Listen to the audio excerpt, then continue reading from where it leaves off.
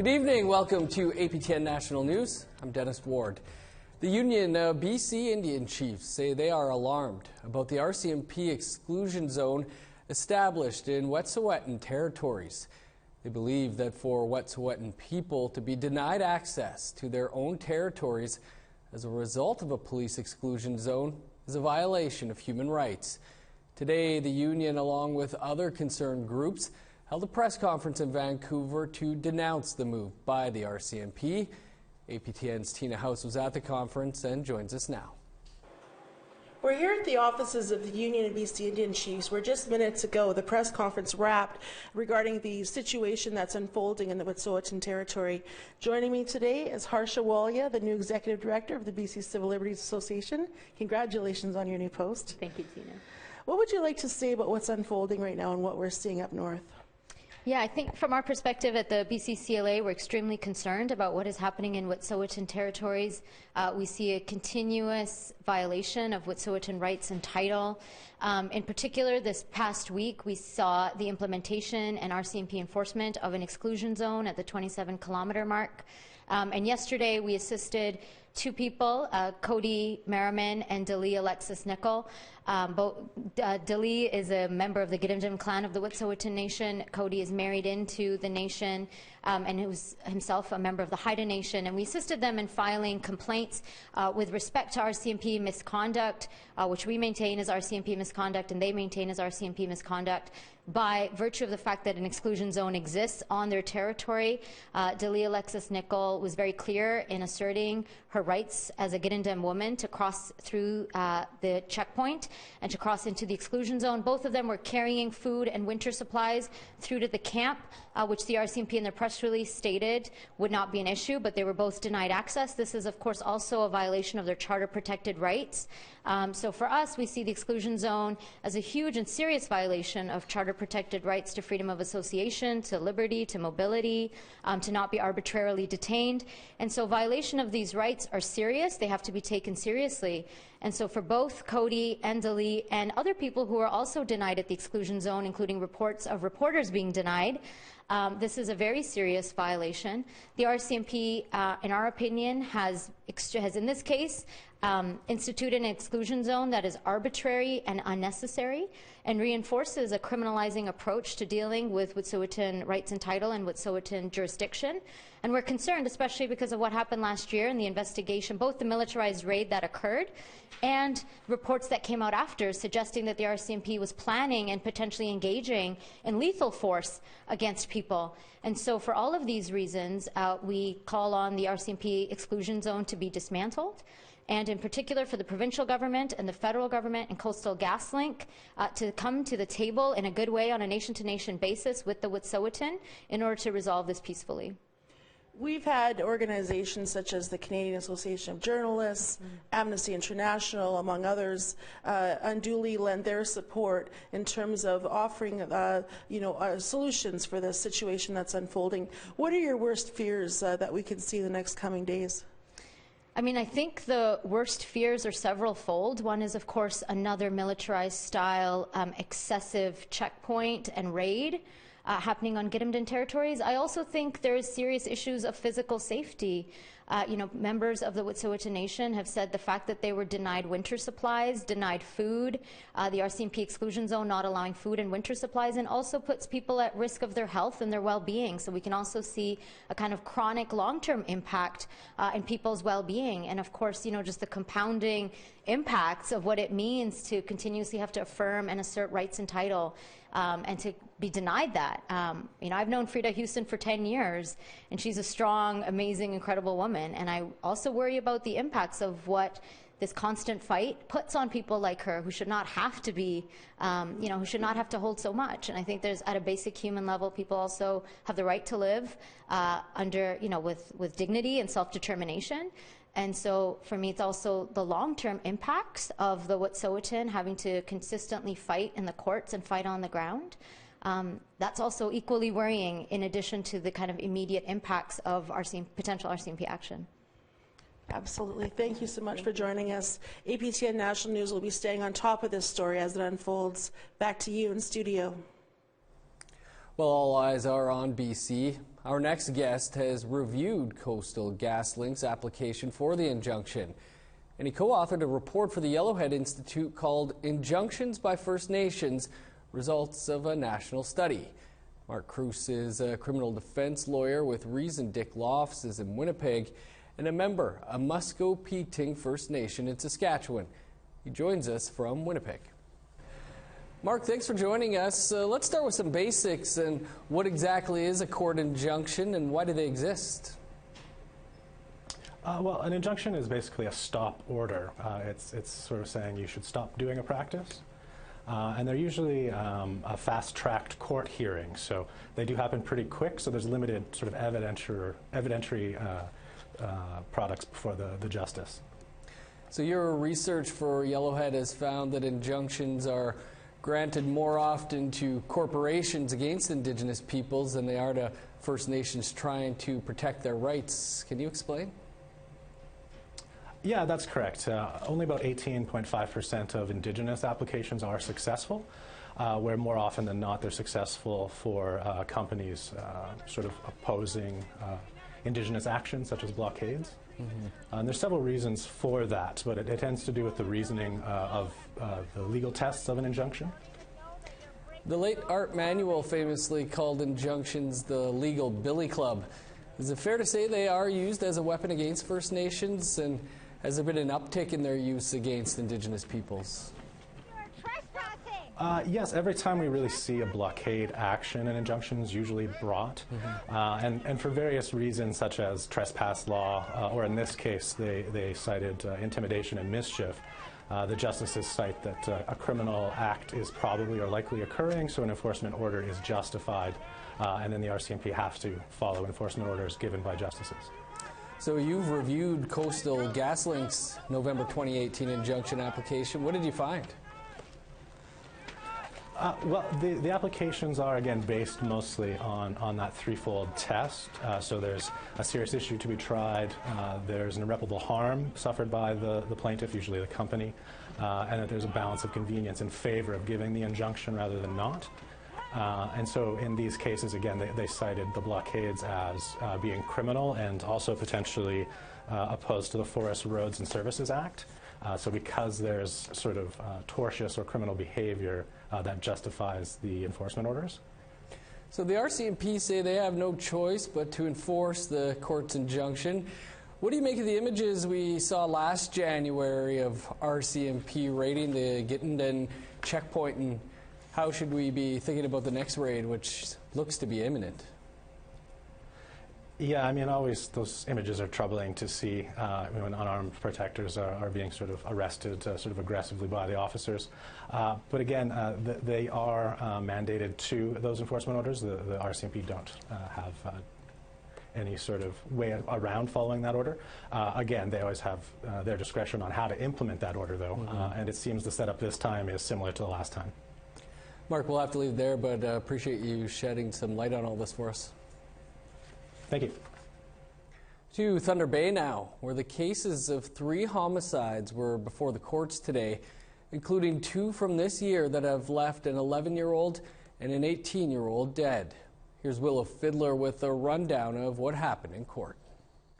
Courtney LaBelle was charged with second-degree murder following the death of her 11-year-old son on New Year's Day. The 34-year-old woman of Thunder Bay was also charged with aggravated assault against her father, Eugene LaBelle. She appeared in court today by video and was remanded until January 24th.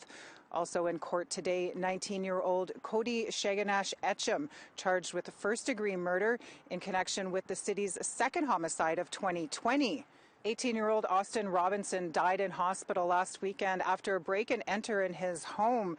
A 14-year-old youth has also been charged with first-degree murder but cannot be named as a young offender. Both accused in this case also face 4 other charges, including assault against 2 other people. Shaganash Etcham remains in custody and is scheduled back in court by video on January 24th. And the preliminary hearing for Jonathan Yellowhead continued today. He was charged with second-degree murder in connection with the death of 17-year-old Braden Jacob in December of 2018. Jacob was in Thunder Bay from Webequie for medical appointments when his family reported him missing. He was found dead days later in a city park. There is a publication ban on this case, but the court did hear from the forensic pathologist who performed the postmortem on Jacob.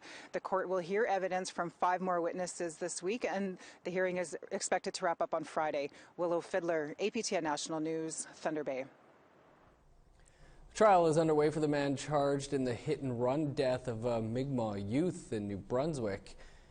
In February 2018, Brady Francis was found dead on the side of a road about 100 kilometers north of Moncton. The 22-year-old from Elsipogtog was waiting for his parents to pick him up after he left a party. 57-year-old Maurice Johnson of St. Charles, New Brunswick, is charged with failing to stop at the scene of an accident causing death. The trial is expected to last up to 3 weeks. Well, we'd always like to hear what you have to say. Here's how to continue the conversation. Send your emails to news@aptn.ca. Find us online at aptnnews.ca and on youtube.com/aptnnews. You can also follow us on Facebook, Twitter, and Instagram for the latest Indigenous news. In what's normally the coldest time of year, 6 nations of the Grand River Territory has experienced some record-setting rainfall. Upwards of 100 millimeters of rain fell in the area last weekend, resulting in road closures and full deployment of emergency services. Water began to recede on Tuesday, but the concerns that this event will have raised will be a priority for 6 Nations elected Chief Mark Hill.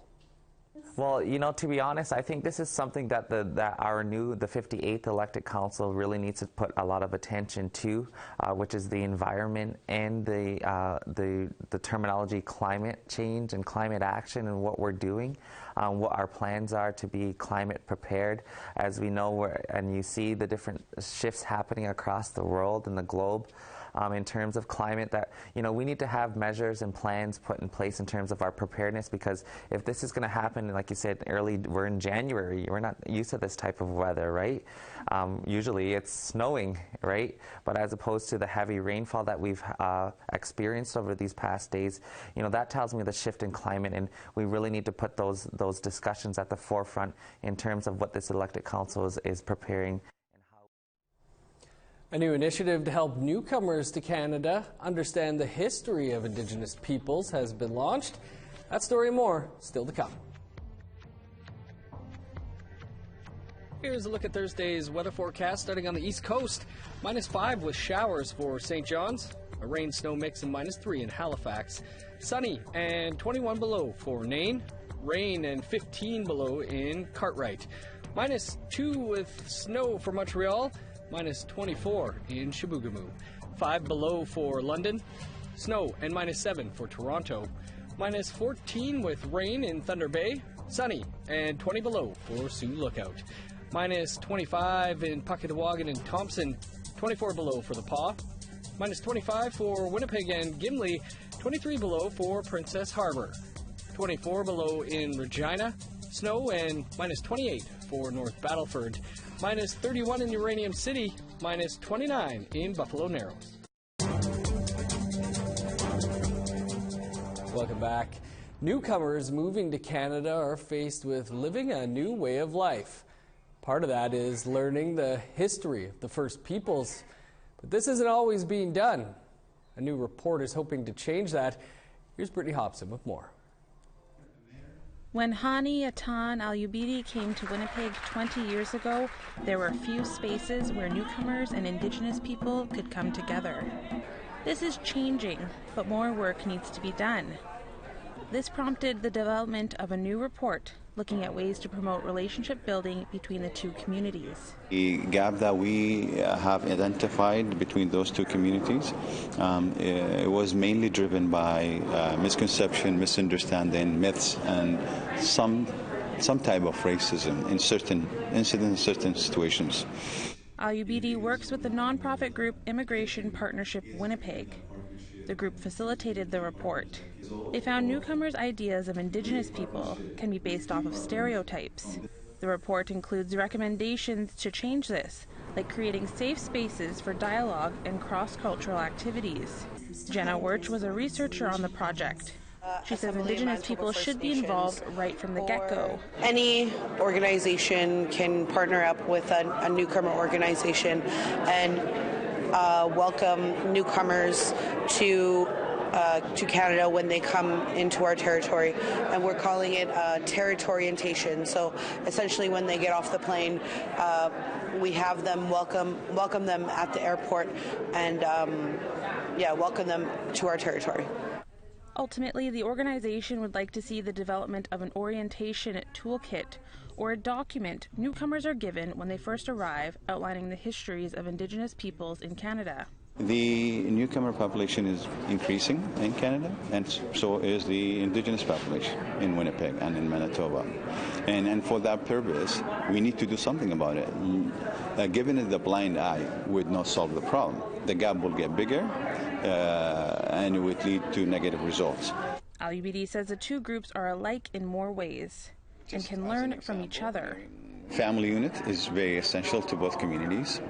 Collective and communion way of living, elder respect, knowledge keeping, oral traditions, storytelling, resurgence of culture, and sadly, in most cases, in many of the immigrants' communities, colonialism.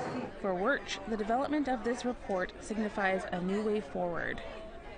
We all come from villages, and so that therefore we should all work together as one village. Brittany Hobson, APTN National News, Winnipeg. On today's edition of InFocus, host producer Melissa Rigid asked an elder what lessons we need to learn from the wildfires and other natural disasters going on around the world, and what Indigenous people can do to help heal the planet and ourselves. Here's a look. Mr. Wakita has shared many teachings about the state of our planet and what we've done and what we continue to do, and the effects that our behavior will continue to have if we don't change. Thanks for joining us. What are your thoughts as you watch what's going on in Australia and hear the words of those people living through it? The pictures that I see down there is happening all over the world for many, many years, thousands of years. It's not only just recent.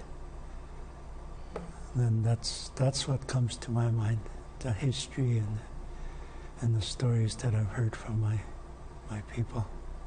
You've said that this isn't new, this devastation, the destruction, the fires. You said that there's been warnings for 1,000 years. Can you share a little bit about that with us? Well, I think people have a general idea about a little bit of history,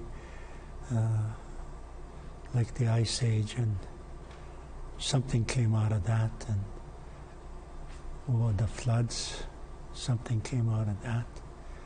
But there's more learning and more practicing, more understanding, more acceptance of real things that are going on. When we don't pay attention to that, of course, we have to be notified again of different kinds of things. And that started way back. People don't like it when their house burns down. People don't like it when they lose their houses in the floods, those kinds of things. And if you missed today's edition of InFocus, you can catch an encore presentation tomorrow at 11 a.m. Eastern Time. Time for another quick break, but stick around. There's more to come. Here's a look at the rest of Thursday's weather forecast, picking back up in northern Alberta. Snow and 30 below for High Level and Grand Prairie. Minus 23 with flurries in Medicine Hat. Minus 28 and snow in Calgary. 0 with showers for Vancouver. +4 in rain in Victoria. Minus 28 under sunny skies for Dease Lake and Fort Nelson. Minus 34 for Old Crow. 43 below in Dawson and Mayo. Minus 33 for Yellowknife. Minus 19 with snow for Norman Wells. 25 below in Sax Harbor. Minus 18 with snow for Paulatuck. Minus 23 and snow in Repulse Bay. 24 below for Arviette, minus 26 in Resolute, minus 31 in Iqaluit.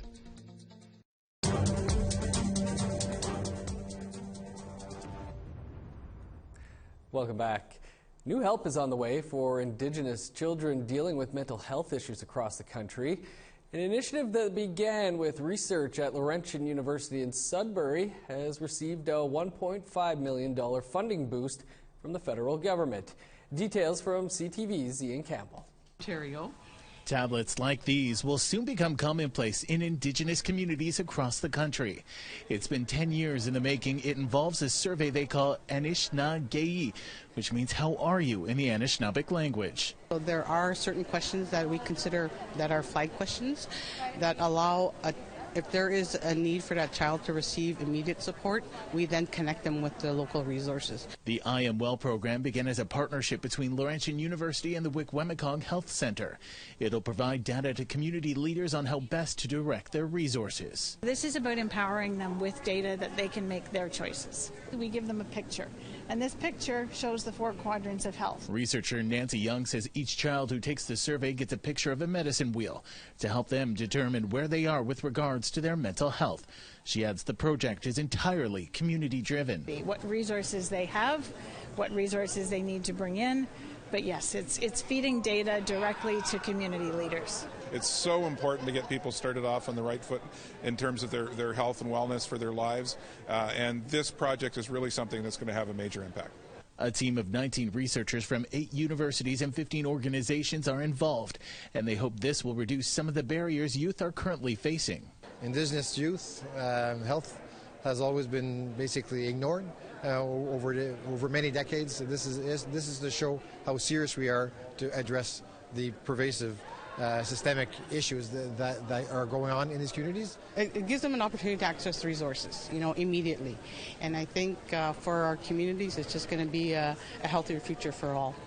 This program is already being run on Manitoulin Island, and 49 other communities across Ontario and Western Canada have signed on. Organizers say this funding not only helps them to expand, but allows them to become more adaptable to other Indigenous communities.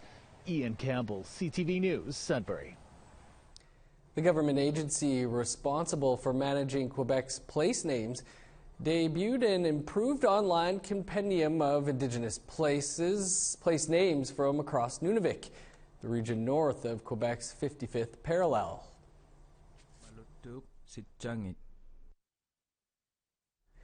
Visitors to the Commission de Topimini website will now find an additional 125 names in Inuktitut, and a button that gives the pronunciation for communities, rivers, lakes, and mountains. The new additions are the result of a collaboration with the Avatak Cultural Institute in Montreal, which promotes Inuit culture in urban settings. Avatak also advised on translations and the traditional significance of the names and places. And that's your APTN National News for this Wednesday. I'm Dennis Ward. Thanks for tuning in. We'll see you back here tomorrow.